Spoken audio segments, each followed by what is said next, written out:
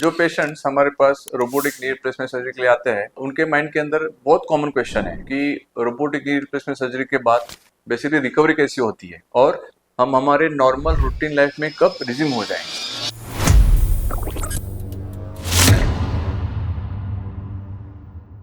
Hi, I am Dr. Aniket Patil, consultant robotic joint replacement surgeon at Noble Hospital, Pune. So basically, knee replacement surgery जो आजकल robotic से होती है, उसको हम लोग फास्ट ट्रैक रिकवरी बोलते हैं। उसको ऐसे क्यों बोला जाता है? क्योंकि रोबोटिक knee replacement सर्जरी हम हमारा बोन लॉस, ब्लड लॉस कम होने के कारण, इन्फ्लेमेशन कम होने से पेन कम होता है।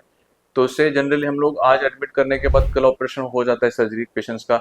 तो आज ऑपरेशन के बाद इवनिंग में पेशेंट को हम लोग स्टैंड करके थोड़ा सा बेड में टर्निंग करना चालू कर देते हैं। फर्स्ट डे ऑफ सर्जरी मतलब नेक्स्ट डे ऑफ सर्जरी को हम लोग पेशेंट्स को इनिशियली 3-4 स्टेप्स चला के हम उसको फिजियोथेरेपी करने के साथ वॉकर के साथ एक्टिविटी चालू कर देती है। और जनरली सेकेंड और थर्ड डे पेशेंट डिस्चार्ज हो जाता है। At that time patient walker से चलना चालू हो जाता है, उसका बेड साइड एक्सरसाइज चालू हो जाता है और उसको कमर ट्रेनिंग दिया जाता है।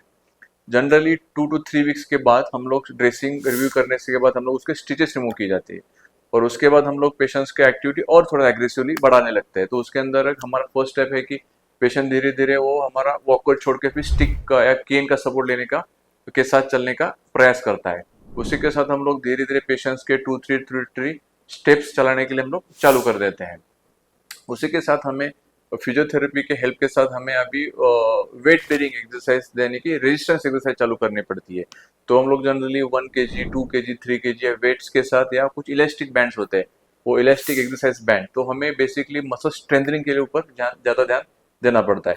तो जनरली 3 to 4 वीक्स में पेशेंट अपने डे टू डे एक्टिविटी में कम्प्लीटली इंडिपेंडेंट हो जाता है। जैसे कि वॉशरूम जाना है, घर में दिन में 3-4 बार 15-20 मिनट्स वॉक करना है, खाने के लिए बैठना है और डेली रूटीन अपना हो, कम वॉशरूम के लिए जाना है, वो सब activity patient generally 2 to 3 weeks में अचीव कर लेता है। जनरली 2 to 3 मंथ्स में पेशेंट्स का डेली एक 30-35 मिनट्स का वॉक रेगुलर बेसिस पे पेशेंट कर सकते हैं। 10 to 15 स्टेयर्स और रेगुलरली अप डाउन कर सकते हैं। So that is the time जो जनरली हम लोग रेंज बोलते हैं। क्योंकि ये रेंज क्यों होती है? क्योंकि depends patient to patient. Generally patient बहुत ओबीज होते हैं, they are very pain sensitive and जो ऑस्टियोपोरोसिस पेशेंट्स और जिनका एज 70 के आगे है, तो उनका रिकवरी थोड़ा सा 3 मंथ्स तक, 2.5 to 3 मंथ्स तक चलता है। और जनरली लीन थिन पेशेंट्स एज 60-70 के बीच में रहता है, उनका रिकवरी जनरली 2 या 3 मंथ्स में कंप्लीट हो जाता है। तो जनरली पेशेंट्स का क्वेश्चन रहता है कि मैं ऑफिस और कार ये सब कब चालू कर सकता हूँ? तो इट डिपेंड्स, उसके लिए भी रेंज बोलते हैं हम लोग। जनरली 2 मंथ्स या 3 मंथ्स तक पेशेंट आप कार चलाना, बाइक चलाना, दान स्टे क्लाइंबिंग करना और आपके ऑफिस जाने के लिए आप चालू कर सकते हो।